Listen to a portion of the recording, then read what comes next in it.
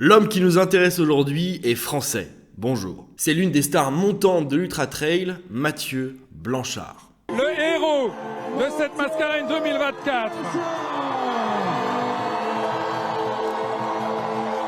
Alors la vidéo elle porte pas sur sa carrière mais plutôt sur sa performance à la dernière Yukon Arctic Ultra. Nonobstant, on va quand même un petit peu revenir sur son parcours et voir surtout en quoi c'est intéressant. Pour le premier point, on va revenir 10 ans en arrière.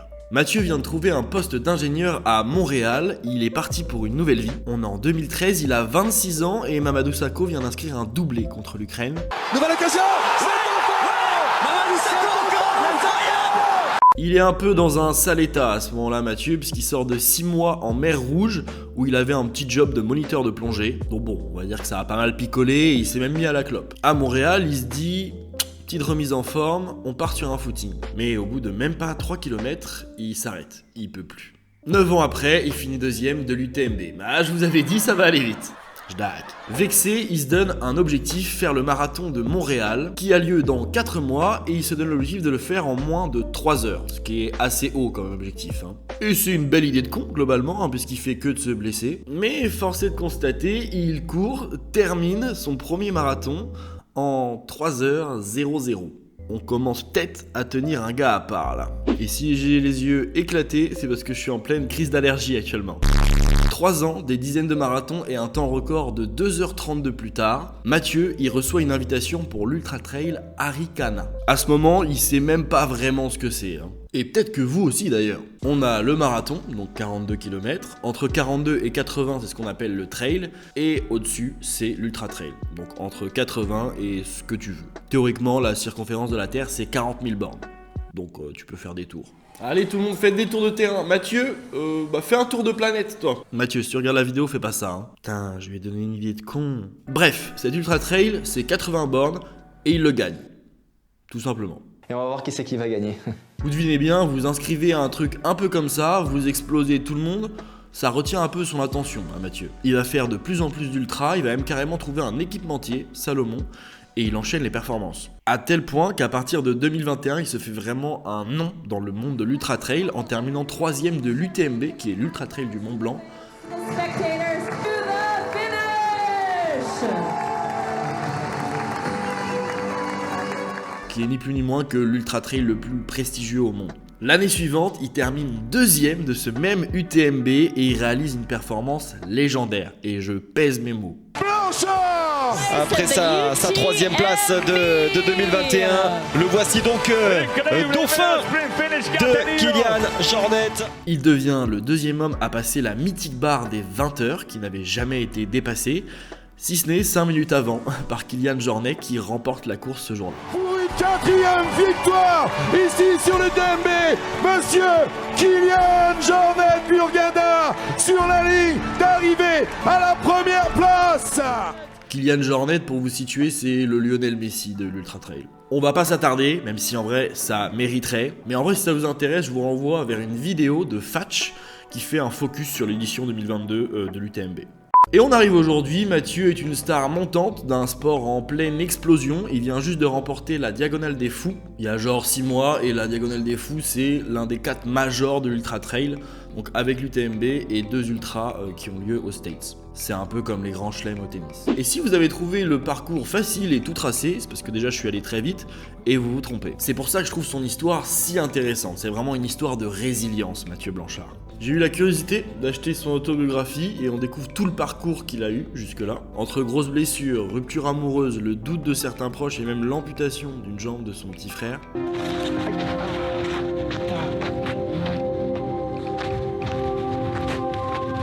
Essaye de t'éviter ce genre d'accrochage, tu peux les éviter. Regarde où tu mets les pieds. C'est pas ça là, c'est que j'ai mal, j'ai pas aussi le... Il en a pas mal chié, Mathieu. Après, c'est le propre de la vie, d'être semé d'embûches, mais je trouve ça quand même inspirant et réconfortant de découvrir son parcours. Alors j'ai jamais fait de vidéo sur le monde de l'Ultra Trail, je sais pas si forcément j'en referai, et pourquoi j'en fais une aujourd'hui, ça tient dans le nom de son bouquin, Vivre d'aventure. J'ai vraiment à cœur de parler d'aventure désormais sur cette chaîne, et Mathieu il se définit peut-être encore plus comme un aventurier que comme un athlète de haut niveau, même si en vrai il est complètement les deux. Je vous invite à l'acheter, ou alors à aller voir la vidéo de John Rimbaud sur Mathieu Blanchard. Le public vient alors de découvrir une toute nouvelle figure de ce sport. Ça m'a beaucoup aidé, merci John. Bref, on a notre protagoniste, désormais posons le cadre, la Yukon Arctic Ultra. Qui, comme son nom l'indique, se passe dans le Yukon, qui est l'état le plus à l'ouest du Canada. Il y a 45 000 personnes sur un territoire à peine plus petit que la France. Pour comparaison, il y avait plus de personnes dans le stade pour France-Ukraine, quand Mamadou Sakho il a marqué. Je sais pas où je vais avec cette comparaison, mais il pratique ce match. Et le tracé de la course, il suit celui de la Yukon Quest, qui est une course de chien de traîneau en fait, et ce qui est plus ou moins censé t'alerter sur le fait que t'es pas censé courir ici. Après, ça reste une course très underground, hein. Franchement, on a quand même entendu pas mal parler, je trouve, mais bon, c'est pas l'UTMB quoi. Genre, il y a 40 participants, t'es au milieu de nulle part, et le départ, c'est ça. Comparé au départ de l'UTMB.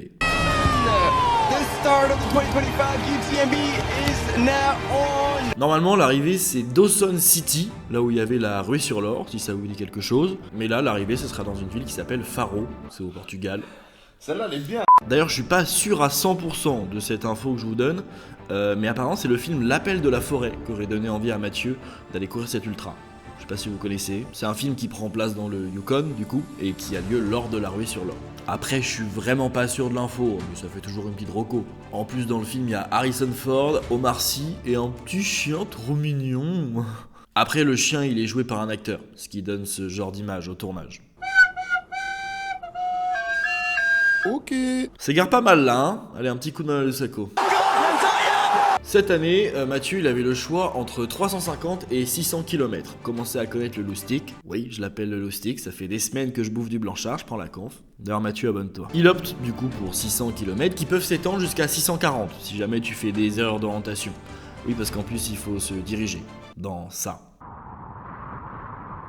Et outre la distance absolument aberrante, on va énumérer toutes les difficultés qui sont toutes plus ridicules les unes que les autres. Commençons par le dénivelé positif. C'est quoi le dénivelé positif? C'est les mètres de montée que Mathieu va devoir se bouffer. Plus de 12 000. Voilà, je vous le dis. Désormais, Mathieu doit gravir l'Everest et le Mont Blanc dans la même semaine. La course, elle est en pleine autonomie, donc c'est-à-dire que tout ce qui est sommeil ou bouffe, tu gères tout solo. Ce qui implique donc de l'équipement, plus de 30 kg, que tu peux pas apporter sur ton dos parce que tu cours. Du coup, tu le mets dans une luge qu'on appelle poulka. Et du coup, la poulka, tu te la lestes au cul. Et pour le sommeil, Mathieu, il a beaucoup hésité, mais au final, il a décidé de pas prendre de tente. Du coup, il dormira dans la neige, dans un sac de couchage. Il fait moins 40. En réalité, sur les plus de 600 km, il y a 9 checkpoints qui servent un peu d'abri temporaire, mais en réalité, tu peux dormir dans uniquement 2 d'entre eux. Bon, je pense que vous commencez à le comprendre, mais cette course, elle est ultra dangereuse, et les checkpoints, ils servent surtout, en fait, à examiner les coureurs. C'est-à-dire qu'il y a des médecins, et s'ils estiment que t'as pris déjà trop cher, et bah, tu repars pas. A noter que du coup, les gens qui courent, c'est des athlètes de haut niveau, ils ont été soigneusement sélectionnés, et pour participer, c'est plusieurs milliers d'euros. Donc, c'est pas n'importe qui est là, quoi. Et oui, il faut payer. Pour presque crever. Et on en vient à la dernière difficulté, la plus évidente, il fait moins 40. Alors en réalité, ça oscille entre moins 20 et moins 40. On verra s'ils ont de la chance. Ce froid extrême, il entraîne des difficultés respiratoires, des risques de blessures et surtout des engelures. Vous avez sûrement vu ça déjà dans des films. C'est ni plus ni moins ton corps en fait et surtout tes extrémités qui gèlent sur place. Par exemple en 2018 il y a un Italien qui s'appelait Roberto Zanda qui a participé du coup à la course. Il est venu comme vous et moi, 2 bras, 2 jambes et il est reparti, il avait plus qu'un bras. C'est l'heure du départ. 2 février 2025, Teslin. 46 participants se dressent sous la petite arche. 4 en fat bike, 4 en ski et 38 coureurs. Mathieu est extrêmement angoissé car il le sait. J'ai peur de mourir de froid, j'ai peur de perdre mes doigts d'engelure, j'ai peur de passer à travers la glace quand je traverse une rivière ou un lac, j'ai peur de me faire attaquer par un animal, j'ai peur de me blesser, donc il y a beaucoup de peur. Mais bon, en réalité, le départ il se passe très bien. Les sensations sont bonnes et Mathieu il prend vite la tête. Il se dirige vers le premier checkpoint qui devrait passer pendant la nuit, Brooks Brook, en longeant le lac de Teslin. Après quelques heures de course, la première nuit tombe à 17h. A noter qu'à cette période de l'année, le soleil il va se lever à 10h le lendemain. Mathieu il rentre donc dans une nuit noire tout seul qui va durer 18h. Mais vous l'aurez compris, c'est pas pour autant l'heure de dormir. C'est une course et le froid il rend le sommeil quasiment impossible. Alors il va tenter de pratiquer le sommeil polyphasique. Je sais pas si ça vous dit quelque chose, mais c'est ce que font les navigateurs par exemple pendant le Vendée Globe. C'est tu découpes ton sommeil en plein de petites siestes. Et lui il se donne un objectif, dormir 6 fois 20 minutes par jour. 2 heures de sommeil uniquement par jour et 22 heures de course, qui sera d'ailleurs un échec total, mais on verra ça plus tard. Il atteint le premier checkpoint en première position vers 22 heures et il va repartir ex aequo avec un autre Français qui s'appelle Guillaume Grimat, et on va noter son nom parce qu'on sera amené à en reparler plus tard. Cette première nuit, elle va faire des ravages, puisque rappelez-vous, les températures elles oscillent entre -20 et -40, et cette nuit-là, le thermomètre affiche -42. 19 des 46 participants abandonnent déjà. Au petit matin, à comprendre 10 heures du coup, Mathieu il arrive une nouvelle fois en tête au second checkpoint, mais cette fois-ci il va prendre presque 3 heures pour se reposer tant la nuit était hardcore. Pour autant, ce début de course il se passe vraiment très bien, parce que Mathieu c'est un coureur d'ultra et il est habitué à gérer le manque de sommeil. Mais la Yukon elle est 4 fois plus longue que la plupart des ultras que Mathieu y fait, et en plus il court beaucoup moins vite. Alors là où Mathieu passe en général une nuit dehors, en fait il a jamais passé plus d'une nuit dehors lors d'une course, là il va en passer 8. Et donc en ce début de course, il n'y a pas grand chose à raconter. Mathieu il passe en tête le 3e checkpoint qui s'appelle Quiet Lake et le 4e qui s'appelle Lappy Lake. A noter que Mathieu il sort 14 minutes après Guillaume Grimat de ce 4e checkpoint, ce qui est absolument ridicule sur une telle distance. Donc pas grand chose à raconter, les checkpoints qui sont éloignés, il n'y a clairement pas de couverture audiovisuelle ni de public. Il fait -40. Pas grand chose à raconter donc, ou pas vraiment. Le sommeil, ça va encore pour le moment, mais la vraie difficulté de ce début de course, c'est le froid. Parce que le corps, en fait, il y est pas du tout encore habitué. Alors au milieu de la 3e nuit, après plus de 200 km de course, les poumons de Mathieu se bloquent.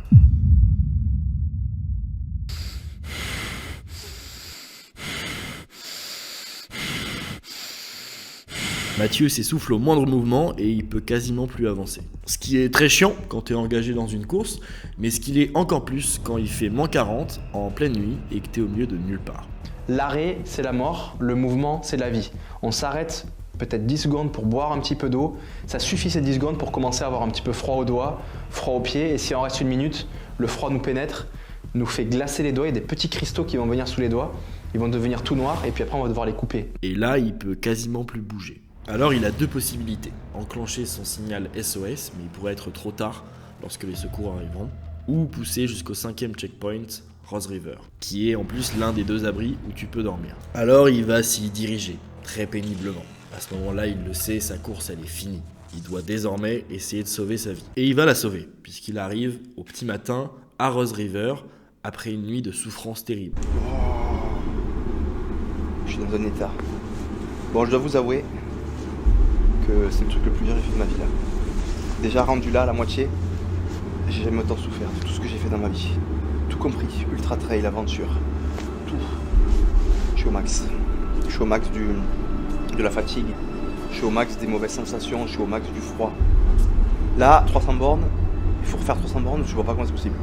C'est peut-être l'une des pires souffrances que j'ai eues dans ma vie. J'ai un peu du mal à la décrire, mais qui me donne l'impression qu'on va perdre la vie. Je sais pas si vous êtes déjà arrivé. Moi pas. Et miraculeusement, après 15 heures dans le checkpoint, Mathieu il prend la décision de repartir. Ses poumons vont mieux, let's go. J'avais 99,9% de chance d'arrêter. Je suis allé dans un petit coin de la pièce, je me suis couché, je me suis dit attends, pose-toi 5 minutes. Alors qu'on est à peine à la moitié de la course. Mathieu c'est juste un grand malade en fait. On a tous besoin de souffler, surtout lui, hein. Par rapport à ses poumons qui étaient bloqués. Un petit coup de sacco. À ce moment de la course, ils ne sont plus que 12. 34 participants ont arrêté, dont 3 des 4 gars en ski. C'est-à-dire que vraiment des gens à ski abandonnent et Mathieu il continue sans poumon. Pour situer à peu près l'échelle quoi. Mais je suis pas taré. Et il est toujours premier, hein, bien sûr. Il avait 11 minutes d'avance et en perdant ses poumons, son avance elle a fondu à 3h15. Allez, il faut aller se faire foutre en vrai. Mathieu, il se dirige vers le 6e checkpoint et les sensations globalement elles s'améliorent. Il commence à s'habituer au froid. En revanche, une autre difficulté va prendre le relais à mi-course. Parce qu'il y a un truc auquel n'importe quel humain ne peut pas s'habituer, c'est le manque de sommeil. Et là, Mathieu, il a loupé 4 nuits à peu près. Parce que son plan là de sommeil polyphasique, ça marche pas du tout. Le temps de sortir le matos, il est déjà l'heure de repartir. Du coup, il dort direct sur sa poulka, mais il fait -40. Il a qu'une envie à ce moment-là, c'est dormir. C'est vraiment quand tu te retrouves dans ton sac de couchage, que t'es épuisé, que tu piques du nez depuis des heures, et que tu te rames dans ton sac de couchage, et que dans ta tête, tu commences à te dire en fait, je peux pas m'endormir, parce que là, je tremble. Si je m'endors, je vais faire une hypothermie et je vais jamais me réveiller. Yes, un nouveau problème. Pour le moment, c'est pas encore trop grave. Il est juste très fatigué. Alors le 6e, 7e et 8e checkpoint, c'est juste un aller-retour entre Sheldon Lake et Rose River, qui fait donc office de 5e checkpoint et de dernier checkpoint avant l'arrivée. On parle donc d'une portion de 250 km qu'il faut aborder après plus de 100 heures dehors à moins 40 degrés. Mathieu, il atteint Sheldon Lake en premier, et sur le retour, il croise Guillaume, sur lequel il a plus de 6 heures d'avance. Mais bon, je pense que vous l'avez peut-être compris, la position dans laquelle t'arrives, en vrai, on s'en fout. C'est cool de finir premier, hein, mais la Yukon, c'est 3% de réussite. Tu te bats pas tellement contre les autres, quoi. Mais par contre, il va falloir se battre contre ce qui arrive, là. Car après 6 nuits dehors, le cerveau, ça y est, il pète son crâne. Et commence un nouveau problème, les visions. Ce qu'il définit comme un vrai trip psychédélique, hein, clairement, et il aurait notamment aperçu une vache bleue, un dromadaire et ce personnage Mario Kart. Qui est un lavabo, ouais. Merci. Mais apparemment, il le vit bien, ça le fait presque un peu marrer. Mais je suis pas taré. Juste des fois, il doit s'arrêter parce qu'à cause des visions, il voit vraiment plus rien. Ce qui, il est vrai, est très chiant quand tu dois te diriger au milieu de nulle part. Toujours est-il que Mathieu arrive à Rose River, qui est le dernier checkpoint, avec 7 heures d'avance et son poteau, la vache bleue. Il ne reste plus qu'une seule étape, l'arrivée à Faro, qui est quand même à 70 bornes de large. Je vous laisse avec les images.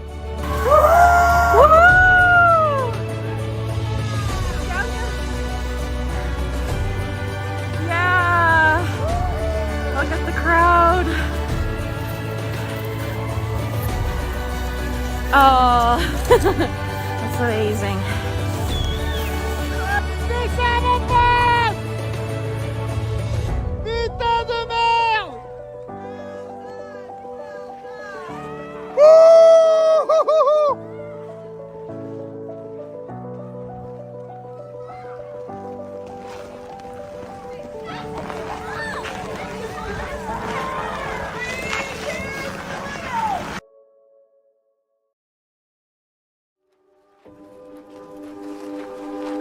La ligne d'arrivée a été une découverte. Pour moi, j'ai l'habitude des arches d'arrivée sur mes courses. Mais là, je m'étais amené tellement loin sur une échelle de fatigue, de souffrance, de tout, qu'en fait, mon corps n'avait plus l'énergie de produire des émotions. Ça a été une surprise. C'était une surprise de découvrir que lorsqu'on est au bout du rouleau, l'émotion peut mourir aussi. Mathieu remporte la Yukon Arctic Ultra en 192 heures. Oui, c'est un vrai temps de course. 192 heures durant lesquelles il aura dormi 13 heures à peu près, selon ses estimations. Ce qui équivaut à une grasse mat, on va dire, en 8 jours. Après, c'est une bonne grasse mat. Et qu'en est-il des autres? Sur les 46 participants, tous les mecs en ski, ils ont abandonné, 3 mecs en fat bike sont arrivés, et 3 coureurs également, donc 6 sur 46. Parmi les coureurs, donc Mathieu, premier, Guillaume qui est arrivé même pas 4 heures après Mathieu, donc franchement gros big up à lui. Quand j'arrivais au checkpoint, on me disait l'écart que j'avais au checkpoint d'avant, où je le croisais aussi, c'était toujours que quelques heures, et quelques heures sur une échelle d'une semaine, c'est comme quelques secondes sur une course de format normal. Donc j'ai beaucoup aimé ça, mais j'ai eu aussi beaucoup de respect pour lui, il en a eu pour moi aussi, parce que tous les deux on savait ce qu'on était en train de vivre, et tu vois, quand on se croisait dans les checkpoints, on se regardait et on avait des larmes aux yeux, tu vois. Et pour compléter le podium, un Belge, parce qu'il faut toujours un Belge dans une bonne blague. Et d'ailleurs, dernier fait aberrant, Mathieu est arrivé avant 2 des 3 mecs en fat bike. Faut aller se faire foutre en vrai, non? Alors que conclure de cette vidéo? Mathieu il se définit comme un junkie du bonheur. Ça veut dire quoi ça? C'est-à-dire que pour lui, le bonheur n'existe pas sans souffrance, et que ces derniers se complètent proportionnellement. C'est-à-dire que là, il en a tellement chié que derrière, là, le pic de bonheur qui se mange, il est incroyable. Après, vous n'êtes pas obligé de courir 8 jours de suite non plus pour être heureux. Si vous voulez, il existe la drogue. C'est une vanne, ça y est. Sur ce, moi, faut que j'aille à Carrefour, parce que j'ai plus de bière dans le fridge, et il y a un pote qui arrive dans 3 quarts d'heure, quoi. Donc, t'imagines, s'il n'y a pas de bière dans le fridge, ça va être une galère. Allez, ciao mes loulous. Comment ça va, ma biche?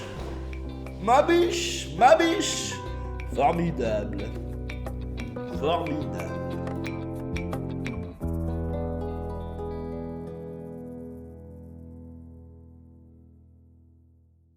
Mais je suis pas taré.